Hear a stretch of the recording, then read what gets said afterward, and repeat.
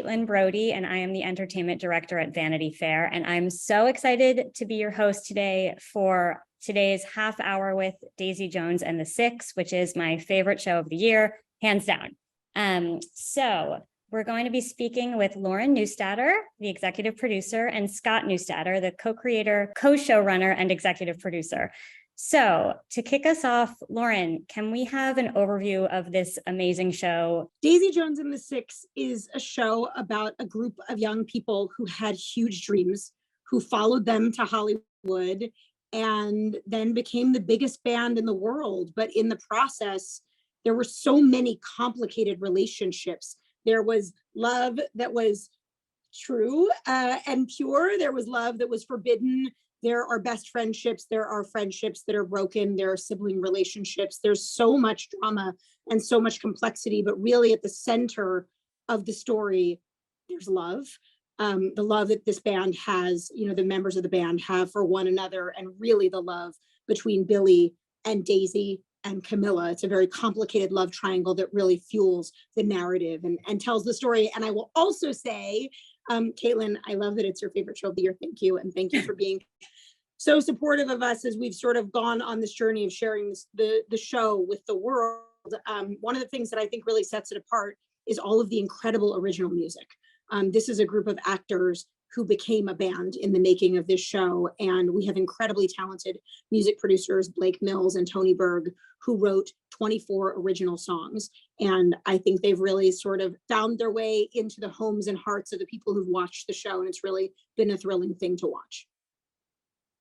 I mean, I listen to the album constantly. It's like right up there in my apartment with Taylor Swift. So like, bravo to all of you. Let's check out a trailer for the show. I don't even know why we're doing this. It's not a duet. Billy, you wrote a good song, not a great one. Did you guys want to record something or fight more? I'm fine either way. Okay, let's get this started. This is Honeycomb, take one. Can I ask you a question? What do you think the song's about? What do I think the song is about? What the song what that is I the wrote? song What do I about? think the song that I wrote is about? It's about starting a new life. I don't know who I am. It's about dreaming of something different. Baby, baby, baby. Do you know who you are? Don't stop. I wanted to tell Yeah, you. Daisy, look, we don't need to argue. I was just gonna say that I love the sound of your voice. We unraveled a long time ago. We lost and we couldn't let it go. Oh my God. Your first single, and it hits #1. How do you top that? So baby,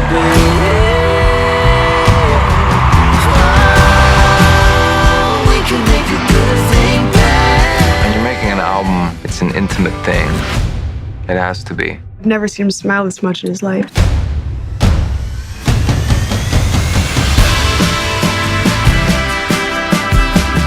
I used to be the first person that you'd play things for. Oh, baby, look at us now. It's what people want to see. It's an act. You know that. Oh, baby, look at us now. Tell me that there's nothing going on between us. Tell me if I'm crazy. Oh, baby, look at us now. If you love her, I don't. well, if you ever do, that is when this ends. This thing we've been doing ain't working out. Why can't you just admit it to me? Oh, baby, look at us now. Baby, look at us now. Don't you think it's time to add a little fire? Don't overthink it. I'm the fire. Oh, we can make a good thing bad. It makes me want to rewatch the whole thing all over again. Let's talk about the genesis of how this all came to be. I'm a huge fan of Taylor Jenkins Reid's novel. So when did you both become aware of the manuscript? So it was the summer of 2017. And Taylor, I guess, had just finished her latest book, sent it to her manager. And he read it and he thought it was excellent and thought that a handful of people would be interested in adapting it for either movies or TV. And I happened to be one of those people, which was very nice. His name is Brad, and he knew that I was a big music nerd and thought I would at least enjoy the read.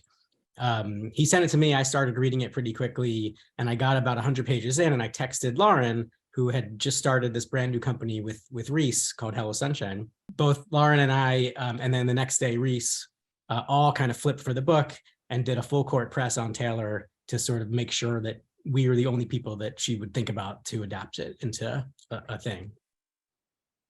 And what was it that grabbed your attention as the perfect fit for Hello Sunshine specifically? I knew Lauren was going to like it. We happen to be married, and I kind of know her taste a little bit. And if I love something as much as I was loving this, I knew there was no doubt she would. But at the same time, we're around 5 or 6 years earlier, I'd had a lunch with Reese, just a general, and she said, "What would be your dream project?" And my answer was, I don't know, but something to do with Rumors by Fleetwood Mac, which I always thought would make such a cool story. And we spent the rest of the lunch talking about how much we love Stevie Nicks. And so when I was reading this, I was like, oh my God, it's like kismet. Taylor has mentioned that it's based on Fleetwood Mac, right? Loosely? Yeah, I mean, it's definitely hugely influenced by that story. And the thing about Fleetwood Mac is just, if you don't know, they're having a lot of a relationship turmoil in the band, and all of the songs of that record reflect what they were going through. And so it's a great example of, like, you know, art channeling the sort of all the human foibles of these artists. And I think that was the big inspiration for the novel and for this band. And it was definitely, I mean, my absolute favorite thing.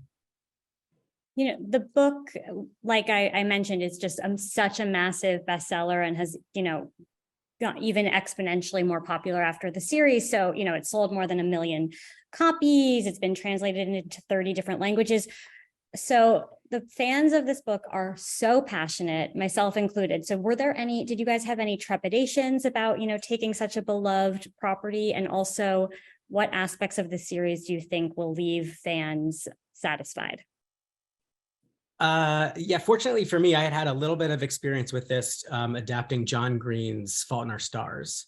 And it was the same kind of thing where when I got it, it hadn't yet become this sort of global phenomenon, and the pressure was not that high. But then as we were working on it, it suddenly took off and became this other thing. And people were tweeting that you better have this in there and you better have that in there. And I have this line tattooed on my body, and if it's not in the show, I don't know what I'm going to do. And that tension definitely makes you think about things. But fortunately, a lot of it was finished before it happened like that. And so it was really in retrospect that we had to be like, oh gosh, is that in there? Is that in there? And this book in particular is such a strange adaptation because it's told as an oral history in the novel, which means that people are looking back, reflecting through their memories on certain incidents, but there is no incident. They don't have, that scene does not exist. And so for myself and all of us in the writer's room, it was really great privilege to get to invent all of this stuff and to do it in a way that hopefully honored the characters and stayed true to Taylor's voice. I will also add, I mean, it's such a privilege for us at Hello Sunshine to get to do so many adaptations. And, you know, it's wonderful to get to collaborate with authors and talk about what is important to them. And I think Taylor was an incredible partner to all of us on this journey. And Taylor was also, as the scripts were ready, Taylor was reading them, and she was really in the conversation with us about what was going on and what the adaptation was going to be. So it was not like we sort of went off on our own and we were adapting this in a vacuum. It was really an ongoing dialogue and a partnership. And I think, you know, one of the things that was the most important to us was that when Taylor read the scripts and saw the episodes, she loved them. And it was really gratifying to know that she did. But that was very, very important to all of us all the way through. Yeah, that must have been an amazingly rewarding feeling. Something that, you know, as a viewer of this series, it's impossible not to just, for the chemistry between the three central characters that you talked about, Daisy, Billy, and Camilla, that chemistry jumps off the screen, but it's also within the band as a whole. So can you talk about that casting process? I mean, I know there was a worldwide search to land the perfect Billy Dunn. Riley really came in. She was the first person that we met with. Her agent, Allie Tressman, called and said, Riley read this book. She loves it. She wants to have an opportunity to meet with you and talk about it. And so it was me and Scott and Brad, Taylor's manager, who joined us in executive producing, and also Will Graham, Scott's co-showrunner. And we all sat with Riley, and she was so wonderful. You know, there was so much heart and so much connection when she was talking about becoming Daisy and connecting to Daisy and respecting Daisy and relating to Daisy. And so it felt so obvious. And of course she auditioned and she blew us away. And then we were sort of assembling the rest of the cast. Cammie Marone similarly was like love at first sight. She did that laundromat scene and we were all just like, whoa, where did she come from? This magnificent actress. You know, it actually was quite a process to find our Billy Dunn. We had assembled the rest of the band, and, you know, and then in came Sam Claflin, who I think at the beginning of our casting journey was not available. And then sort of his schedule shifted and it was like, oh my gosh, what about Sam Claflin? We think this could work. And he wound up coming, he flew into LA and he did a screen test. He went to Sound City, he sang, he has great stories about his audition, but he really, you know, he came and he brought his whole heart and soul to that process. And I think it must have probably been very intimidating to go into a screen test where you're acting opposite all of these actors and you're really, you know, they've been cast and you're auditioning, but he came in so fearlessly and with such vulnerability. And I think he really brought all of that to the role. And I think he transformed his body. He became a singer. He learned to play guitar. He really became Billy Dunn. And, you know, that was just, as my father would say, that was a lot of elbow grease. What about, so I know I was so blown away by everybody's musical abilities. And, you know, like you said, these actors really truly became a band that I listened to on my AirPods, on Spotify constantly. So what did it take for these actors to actually become Daisy Jones and the Six? The short answer is COVID. We were supposed to start in April of 2020. They did a 3-week, 4-week band camp right before that to get into character, to learn how to move on stage, to learn all these new original songs. But I think that there would have required a lot of movie magic to make it really believable, to be honest. And then COVID shut us down. And to all of these guys' credits, they went their separate ways, but they kept it up. So they did it on Zoom and they did the guitar lessons and they did the vocal lessons and they did the movement stuff. They would Zoom with each other and kind of play together and see how they sounded. And by the time that we were able to shoot again, which was like 18 months later, they had all these inside jokes that band members have. And they had this camaraderie that you couldn't fake. And that was all because they dedicated that entire time to this project. And we were really blown away by the commitment and just so grateful that we didn't have to do any fakery when it came time to convince you that they were a real band. What role does music play in your guys' own lives? Scott, I heard that you might have told a little lie to get an internship when you were 15. Does that sound yes. I did. When I've been a music nerd forever, as long as I can remember. It's been a huge passion for me. And yeah, I had an aunt who her best friend was the fashion editor at Rolling Stone. And she let me stay on her couch every summer, and I was able to get this internship there. And I interned 3 summers in a row from when I was 15 to when I was 18. And you had to be 16, but no one ever checked. So I got through there. But it was such a crazy thing because it was not the glamorous thing that you think it is. I was in the fashion sort of closet, unboxing the clothes that people would wear in the photographs and then putting them back in boxes and sending them off. So I spent most of the time at like UPS and stuff, but just being in that room, in that office, and was really inspiring. So instead, you weren't using a fake ID to get alcohol. You were using it to get an internship to further your career. It's very noble. That sounds like me. What about you, Lauren?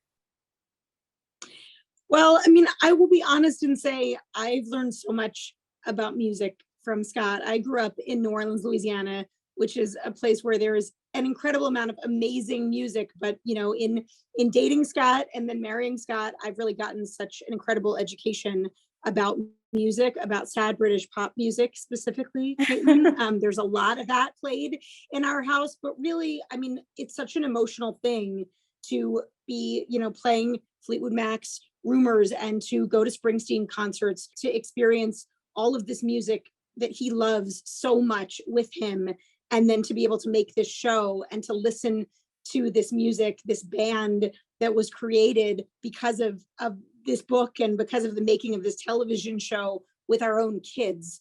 You know, it's really an out of body, incredibly extraordinary thing, and once in a lifetime. What a privilege.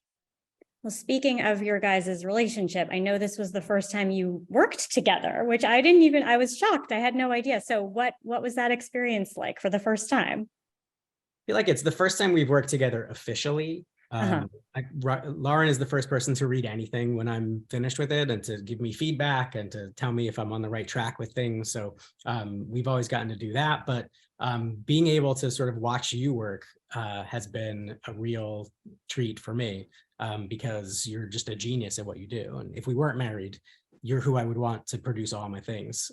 So it was great that we got to do it this time. I'm sure you will not want to ever do it again, but I would totally in a second. It's very nice of you to say. I feel like, you know, I obviously a little biased because we're married, but I mean, look, and I'm really Scott's biggest fan. So I've sent him a lot of material. He has politely passed on almost everything I've ever sent him. So when he texted me a somewhat indecipherable text about this book, whatever it was, I knew it was going to be great. And it really was. And, you know, just getting to go on this journey together has been incredible. And I do think that, you know, these characters are so beautifully woven and with such sensitivity. And I think that's such a reflection of Scott's writing and, you know, of who he is. And I think that the nuance, and one of the things for Hello Sunshine in particular, is sort of the complex relationships between the female characters. These are not women who are in competition with each other. These are women who are seeking to understand and support one another through thick and thin. And I think that's so much at the heart of what we are trying to be and how we're trying to show up as a company in this industry and in this world. And, you know, it was a privilege to get to weave this story together with Scott at the helm of it. Can you guys talk through the production a bit? You know, where you filmed, how long the production was? It's like seems to have a very large scope. Well, I mean, I think if my math is right, it was about 8 months of shooting. Obviously, when you're shooting music sequences, you know, it's really it adds a whole other level and layer, right? So you're shooting the episodes, but then you're going in and you're shooting these music sequences and you're covering them and you're capturing parts of the song, but not necessarily the whole song. And there's, you know, it was a massive undertaking. James Ponsell directed the first 5 episodes. Nzinga Stewart directed 4 in our back half, and Will Graham did the episode where we go to Greece. So, you know, we had a very concentrated number of directors who were just intimately familiar with the material and really invested, and as the actors were and as we were, but it was a team effort and it was really a marathon, not a sprint. We were doing this really deliberately. We were also shooting a 70s music show. As I say, like sex, drugs, and rock and roll at the height of COVID is really not easy. And I appreciate so much the way that our crew and that Amazon made sure that they were incredibly careful and responsible in the way that they were shooting it, but also that they didn't water down the material given how hard it was to shoot. We actually just came at it really thoughtfully and strategically and made sure that we were making the best show we possibly could. So I feel really proud of the end result, but also the process. We were also doing block shooting, which was crazy. So we were shooting 5 episodes at once. Wow. And it was a show that took place over a decade. And so like, you know, there would be a day when in the morning you're shooting 1975, in the afternoon you're shooting 1971, and at night you're shooting 1973. And the actors had to figure out where they were and what they were doing. And the costume designer had to figure, because everything is, you know, is arced very deliberately, and just keeping track of the calendar and the schedule and like the timeline. That was a really crazy undertaking, I have to say. Our wardrobe designer, Denise Wingate, did such an unbelievable job. Like, I don't even know how many changes there were in the show, but it was like infinite. And Jess Kender, who did our production design, and Jay Trainer, who found our locations. We shot so much of this show practically. We went to Sound City. We weren't shooting the music sequences, you know, in like a soundstage recording booth. We were at Sound City. We were in Studio B. We were in Studio A, you know, and they were redressing everything to look exactly the way that it looked in the 70s. We were in Laurel Canyon. We were on the Sunset Strip. Like, this was the Troubadour awesome and Whiskey endeavor. and all those venues. And, you know, anywhere that still exists today doesn't look like it used to. So we wanted to film on those locations to feel the ghosts and like that whole spirit. But it still required such a transformation anyway, that, you know, nothing was easy. I mean, I read somewhere that just the principals alone required 1,500 costume changes, but only in just the first half of the production. So, and I feel like with Coachella now, and I feel like it's going to be inspiring endless outfits for so many people. But did you guys have a favorite costume? I really love Riley's Gold Dust Woman outfit that she wears at Soldier Field in the finale.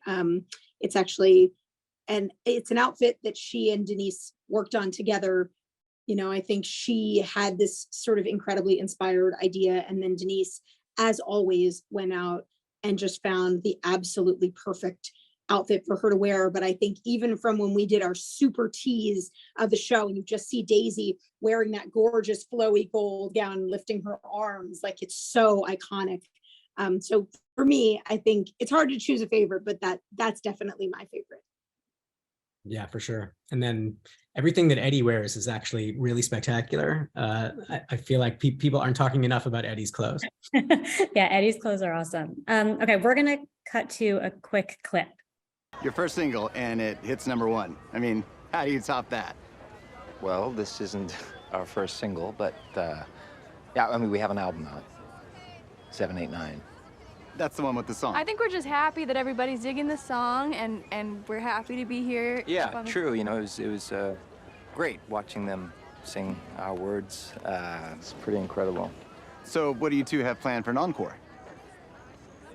Well, Daisy has her own stuff going on, and you know, we're not really looking for.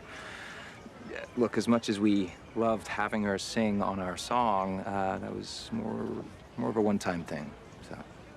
Well, I for one am sorry to hear that. Thank you. Thanks for your time.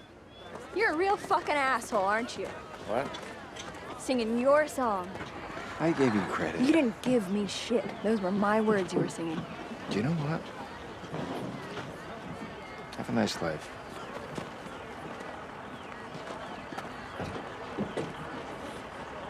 Motherfucker. You know, something that I really connected to while watching was just the theme of gender politics woven throughout the series. I feel like it kind of, especially with every woman in the show, we see a Me Too moment. We see, you know, Camilla, who doesn't want to be seen as just a mother. We see Daisy, you know, in this band, and how wearing short shorts, and how that it's not her job to, you know, to appease men. And I'd love to, and, you know, also Simone and her sexuality. And I'd love to hear why you felt it was important, and to weave that through, and what message you were hoping to convey. Yeah, I think it is important. We didn't really want to do this story through the lens of like 2023 writer's room, and you know, be inauthentic and inaccurate. This was, these were, different times, obviously. But what's really kind of amazing is how the women in the story, they're themselves the whole time, for better and worse. And the one thing that we made sure to keep from the book and not change at all was the way in which they support each other, and they take care of each other. And I think when a new female would join a rock band that already had a female in it, that would be extremely territorial, and there could be just a lot of jealousy, and it's very threatening.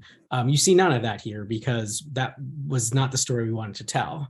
But at the same time, it's a very male dominated society. It's a rock and roll, and in the 70s especially, was not the kind of place where a woman could have a lot of power and authority. And so we wanted to explore kind of what that would look like and sound like, especially in a situation where you could argue that the woman is far more talented than the man is. And we just wanted to come at that from all angles.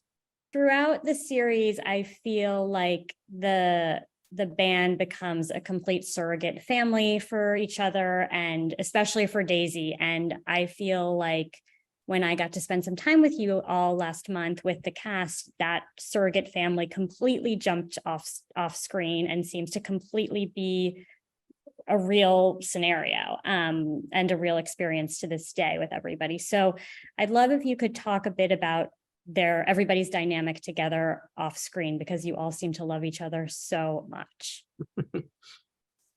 We really do. I mean, it was an exceptional experience, truly singular. I mean, we really spent, for the writers, it was 5 years ago that we embarked on this journey. For Scott and I, it was almost 6 years ago.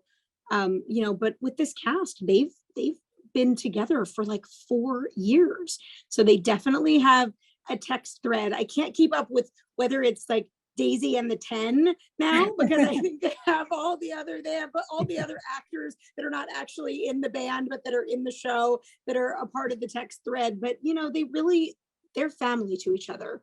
And they jokingly call Scott dad and me mom, and Will Graham uncle. So we are, I think we're the parents, and